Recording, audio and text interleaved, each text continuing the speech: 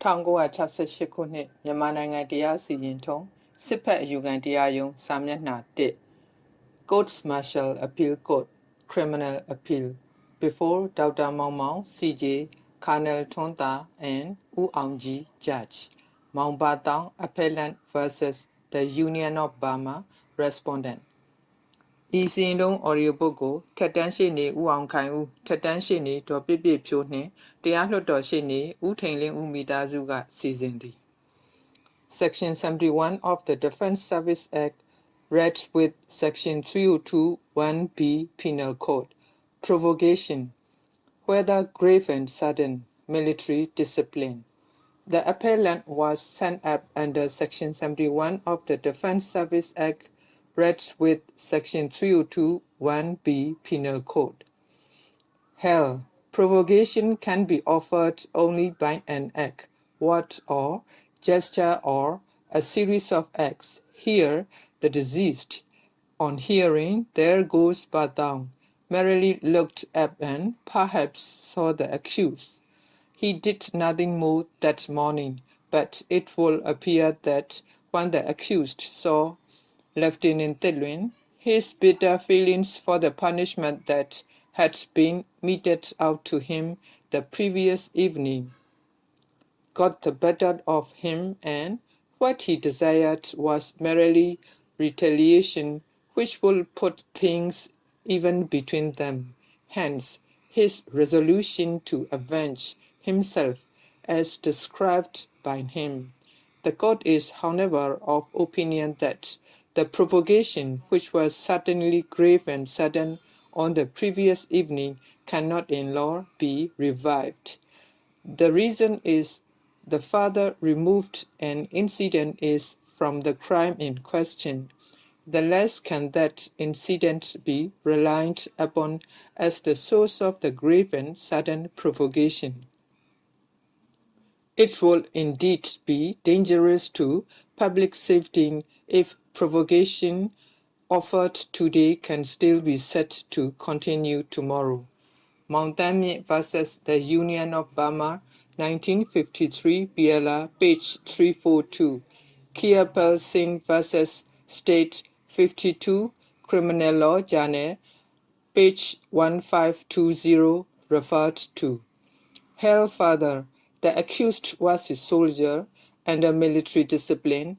If he wished to complain against the treatment given to him by Lieutenant Thilwin, he could have gone to the higher authorities.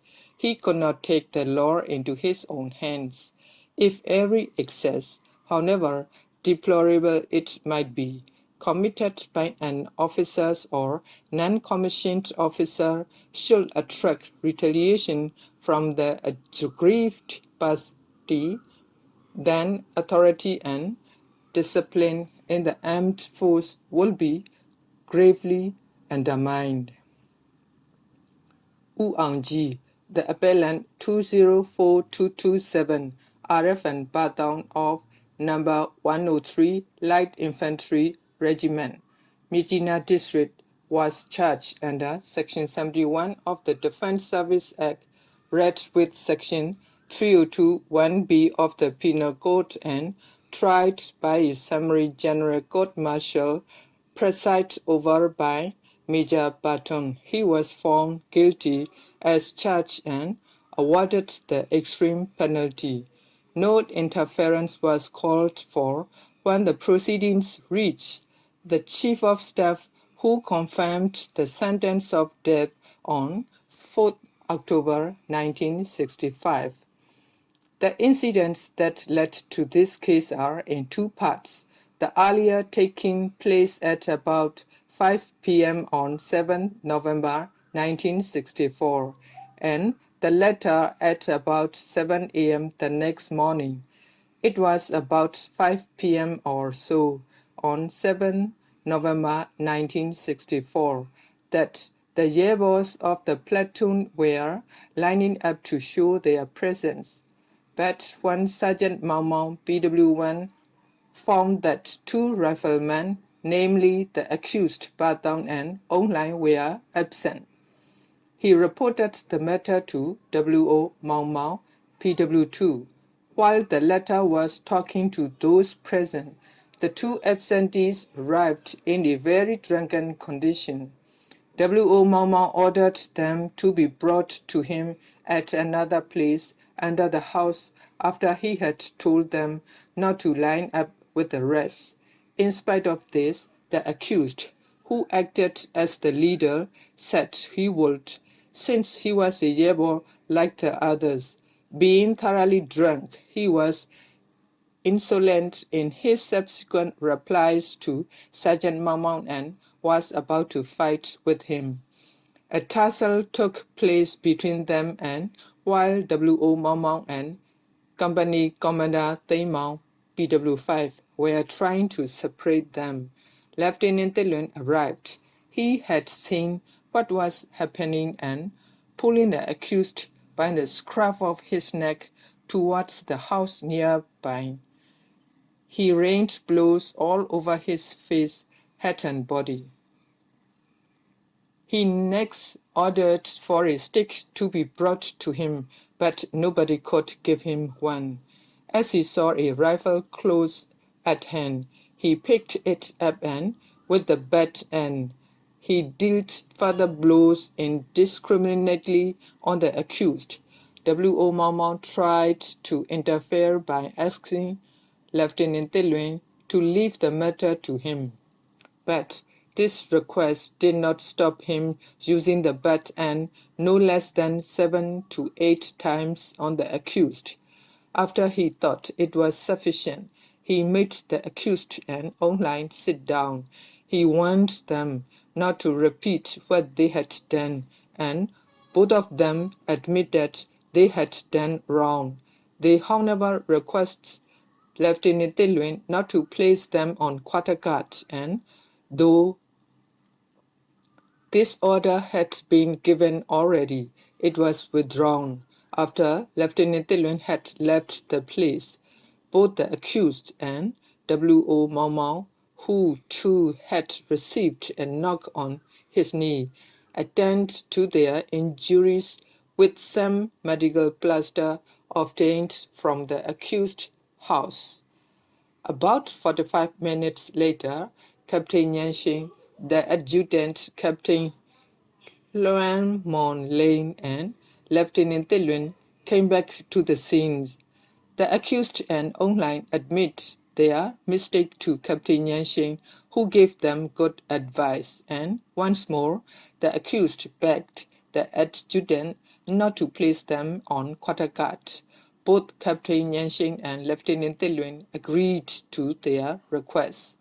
Captain Yanxing, however, told the accused that he would have to come with him, and the accused thereupon requested to be allowed to take his brangan with him, as he had this brang in his church since he came to number 103 Light Infantry Regiment. Captain Yanxing agreed again, but though allowed to take his brangan, he was not permitted to keep it with him, for he was taken to Company Commander Solon, PW4, a mile away. Upon arrived there, Solon received orders that the accused should be given quarters for the night. From the evidence of Solon, it appears that at about 8 p.m., the accused requested him to be allowed to go and get some of his belongings left behind, but Solon told him to go only the next morning. The above are the facts relating to the incidents which occurred between 5 p.m. and 8 p.m. of 7th November 1964, when the accused was left in his new quarters allotted to him by Solon for the night. At about 7 a.m. on 8 November 1964, while Company Commander Solon was in the lavatory, the accused left his room without permission and could not be traced. At about that time, another Company Commander THAUNG PW5 and some Yebos were sipping plain tea and warming themselves near a fire when Lieutenant Tilwin arrived. He gave Thaung 500 jet for purchase of rations and went near his office table where RF and Lam was typing out a message. While having a look at the message when Captain Thaung was hurt to say, "There goes Thaung," both Lieutenant Tilwin and RF and Lam looked up. They saw Thaung with nothing in his hands, but in about 10 minutes the accused was hurt to give out it, warning that no one was to interfere, and almost simultaneously a shot rang out. He had shot dead Lieutenant Tilwin from within a few feet. Company Commander Thaung hastened to Captain Nyansheng to inform him, and in the meantime the accused surrendered himself. From the evidence of those who witnessed the first incident the previous evening and those who saw the second at 7 a.m. the next morning, followed by the accused surrender, there can be no reason to doubt that while it was Lieutenant Tilwin who had given the accused a severe beating, it was the accused who had shot dead Lieutenant Tilwin early the next morning. The accused did not give evidence but submitted to the court a short statement, Exhibit O, dated 29 April 1964. He states that when he woke up on 8 November 1964, he saw his face in the mirror belonging to RF and Tinyon and felt a pang of shame. His anger grew great on finding his face in an abnormal condition. When he went to fetch his belongings to look again into his own mirror, and his feelings grew worse. He said that he suddenly felt mad and that it was not with premeditation that he had shot Lieutenant Tilwin, because if it was really with premeditation, he could have done so the previous evening. As the facts have not been disputed, Land counsel for the appellant submitted that the accused had acted on grave and sudden provocation and was therefore within Exception A of the Penal Code Amendment Act 1960. The land government advocate partly supported him, submitting that though there was grave provocation, it was not honorable, sudden, and left it to the court to decide whether there was premeditation or not. We shall therefore confine ourselves only to the law that should be correctly applied to the facts of the case, and the main point for determination will be whether the accused had acted with premeditation or grave and sudden provocation. In Mountain versus Union of Burma, 1953 BLR, page 342, relied upon by Land Counsel for the appellant, the accused was successful and his conviction was altered from Section 302(1)(b) to 1 under Section 302(2) of the Penal Code. It was held on the facts that the accused had acted under grave and sudden provocation, having received challenge after challenge in the most provocation and aggressive language from the deceased. He was given the benefit of the doubt that he had acted with premeditation, notwithstanding the facts that he had gone to fetch his rifle from his head, that no time had been lost between his departure from Ubadin's hut when he went to his, which was quite near.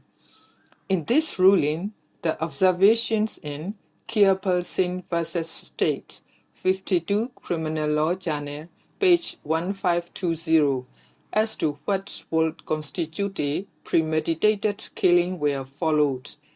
In the Indian case, however, decided on its own facts, The land judges were of opinion that the appellant had formed a deliberate design to kill Pratap Singh and Warren Singh, and that the death was in consequence of previous melas and not to the sudden provocation.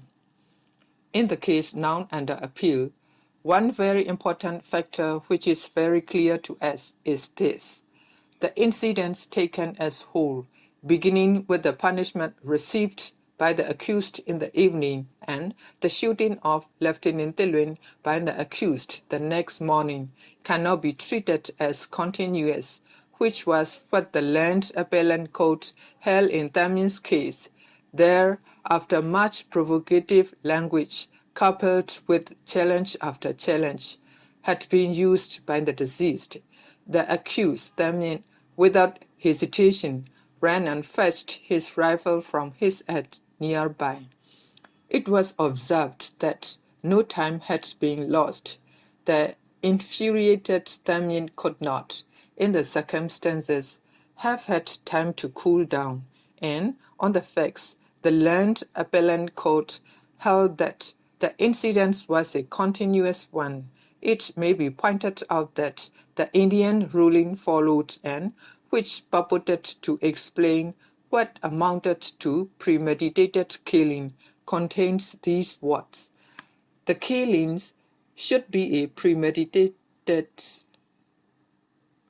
killing upon consideration and not a sudden killing under the momentary excitement and impulse of passion upon provocation given at the time or so recently before as not to allow time for reflection. Now the words "at the time" or "so recently before" must be given due weight and their true meaning. It cannot be construed that this time factor can be extended, postponed, or revived for such persons as are hypersensitive or highly emotional. The words in exception A of the amended penal code: if he whilst deprived of the power of self-control by grave and sudden provocation, relate to the time an ordinary, normal person will reasonably take to regain his balance of mind, taking thereof the facts as found in this case. The beating given to the accused by Lieutenant Tilwin could be at about 5 p.m. and everything, including whining given to the two men and the admission by them that they were in the wrong, will all be over by about 6 p.m. The accused even requested Lieutenant Tilwin not to place him on quarter guard, and this was agreed to. When the adjutant arrived, the accused requested him, when taken away, that he will be allowed to retain his brangan, and this request was also granted, though the brangan was not permitted to be in his charge, as the adjutant probably did not trust him for that night. When the accused was left with Company Commander Solon, he made another request to be allowed to go back to his quarters to fetch some of his belongings left behind. Solon promised that he would be allowed to go the next morning, as it was too late then. From these facts, it appears clear to us that, with a lapse of time, which is a very important factor, the accused had once more become a normal person capable of thinking and reasoning in a sane manner. In other words, he will have had during the whole night more than sufficient time to cool down. However, at about 7 a.m. on 8 November 1964, the accused, without the permission of Company Commander Solon, went to fetch his belongings, and there, at the assembly place, he saw Lieutenant Tilwin, RF, and Ramjan, PW8, said he was suffering from an attack of malaria and that the accused came and requested him for his rifle, saying he was going to the Bengal. This, as subsequently proved, was not true. Ramjan readily gave him the rifle, which was fully loaded, and asked the accused not to keep it too long with him. And in about 3 minutes, the accused shot Lieutenant Delwin to death with a single shot. When the accused submitted his and sworn statement Exhibit C, dated 29 April 1965, to the court, his main plea was that the shooting was not premeditated. When he submitted his grounds of appeal before this court, he expressed his desire to be present at the hearing. His request was granted, and when he appeared before this appellate court, he gave his statement on oath. He said that he had been unjustly ill-treated by the deceased and that he still bore the marks of the beating he had received on that occasion. He repeated his denial that he had acted with premeditation because if he had intended it that way, he said he would have used his brain gun. He asked for leniency, saying that the wounds of the beating still remained to date. He withdrew his application to examine witness on his behalf. Apart from his statements before the trial court and this court, we will, however, have to look into the earlier statement he made to Captain Yanshin, who gave him due warning before recording his statement Exhibit Kaji. Under Rule 22.3 of the Defense Service Rules, it was given on 15 November 1964, a week after the incident, as the main facts leading to the shooting are not in dispute. Only the sentence, which are important, will be extracted below. တက်ခွဲရုံးအဝင်တကားဝသို့ရောက်သောအခါဗိုလ်ကြီးတစ်လွင်အိမ်အောက်တွင်ရပ်နေသည်ကိုတွေ့ရပြီးကျွန်တော်ကိုမော့ကြည့်သည်ကိုလည်းတွေ့ရပါသည်၎င်းဗိုလ်ကြီးကိုမြင်သောအခါကျွန်တော်စိတ်ထဲတွင်ဒေါသဖြစ်လာပါသည်ကျွန်တော်အိမ်ပေါ်သို့တက်သွားပြီးကျွန်တော်မှန်ကိုယူကြည့်သောအခါတငယ်ချင်းများအားမျက်နှာပြရန်ရှက်သဖြင့်ဗိုလ်ကြီးအားကလေးစားချေရန်ဆုံးဖြတ်လိုက်ပါသည်တပ်သားရန်ပြန်ထံတွင်မထံကုန်းသွားမည်ဟုပြောဆို၍ရိုင်ဖယ်တနက်အားခိတ္တပေးရန်တောင်းခဲ့ပါသည်တနက်ကိုယူ၍တနက်ထဲတွင်အသင့်ရှိသောရန်တောက်ကိုကြည်တဝက်ထိုးအနေထားပြုလုပ်ပြီးဇောက်ထိုးလွယ်လျက်အိမ်အောက်သို့ဆင်းသွားခဲ့ပါသည်စပွဲတောင်တွင်ရပ်နေသောဗိုလ်ကြီးတစ်လွယ်၏အနောက်ဘက်မှဖြတ်၍ညာဘေးဆောင်3-4ကိုက်အကွာခန့်ရပ်ပြီးတနက်နှင့်ချိန်ပြီးဗိုလ်ကြီးကျွန်တော်မျက်နှာကိုကြည်စမ်းပါအောင်လူနဲ့မတူတော့ဘူးဟုပြောသောအခါဗိုလ်ကြီးတစ်လင်ကရပ်နေရမှကျွန်တော်ဘက်သို့အနှဲငယ်စောင်းငယ်ကြည့်လိုက်စဉ်တနက်မောင်းလဲပြုတ်ထွက်သွားပါသည် Taking the above statements into consideration, what was the provocation that had been given to the accused by Lieutenant Tilwin on that morning? In what way was it grave and sudden? Provocation can be offered only by an act, word, or gesture, or a series of acts. Here, the deceased, on hearing, "There goes Badang," merely looked up and perhaps saw the accused. He did nothing more that morning, but it will appear that when the accused saw Lieutenant Tilwin, his bitter feelings for the punishment that had been meted out to him the previous evening got the better of him, and what he desired was merely retaliation, which will put things even between them. Hence, his resolution to avenge himself as described by him. We are, however, of opinion that the provocation, which was certainly grave and sudden on the previous evening, cannot in law be revived. The reason is the farther removed an incident is from the crime in question, the less can that incident be relied upon as the source of the grave and sudden provocation. It will indeed be dangerous to public safety if provocation offered today can still be set to continue tomorrow.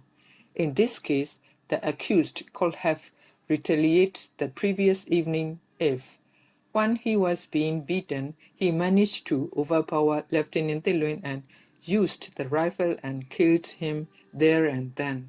But as pointed already, The aggressor and the victim had practically closed their matter, and the accused had, even by 8 p.m., at least to all appearance cooled down. 14 hours had therefore elapsed since the beating receipt. We are therefore of opinion that the shooting on 8 November 1964 at 7 a.m. was actuated solely by the motive of revenge. The time that elapsed made all the difference, and in both cases cited by Land Counsel for the appellant, this important point has been stressed. The accused was a soldier under military discipline. If he wished to complain against the treatment given to him by Lieutenant Theluen, he could have gone to the higher authorities. He could not take the law into his own hands if every excess, however deplorable it might be, committed by an officer or non-commissioned officer should attract retaliation from the aggrieved party. The authority and discipline in the armed force will be gravely undermined. Kiapel Singh's case is quite clear when it refers to the provocation given at the time or so recently before as not to allow time for reflection. In another Indian decision, Jasper Bijet versus Ampara, AIR 1937, Lahore, page 692. Relevant for the purpose of the appeal, the Land Chief Justice could not find ground to reduce the crime of murder to one of a lesser degree. The accused in that case saw the deceased sleeping with his accused wife in a field. He did not at once kill him, but went all the way to his house to fetch a leather weapon and waited. There was that lapse of time before the killing, and so the exception could not apply. The Land CJ said that though the offense was technically under Section 302 Penal Code, the provocation was so extreme that it was not surprising the accused killed his wife's lover. And in the circumstance, the court recommended to the government to consider reducing the sentence substantially.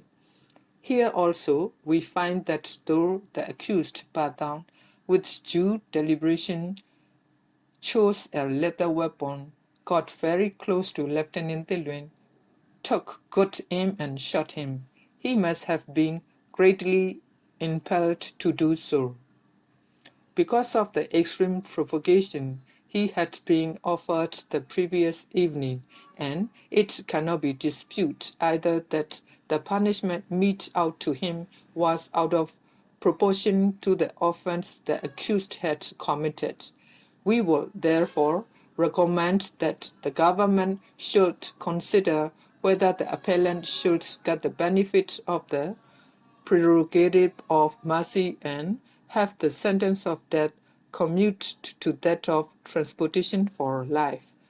For an offense under Section 302 1B Penal Code, as amended, the only sentence is death, as we do not see any reason to disturb the finding of the court-martial that the accused had committed the offense with premeditation.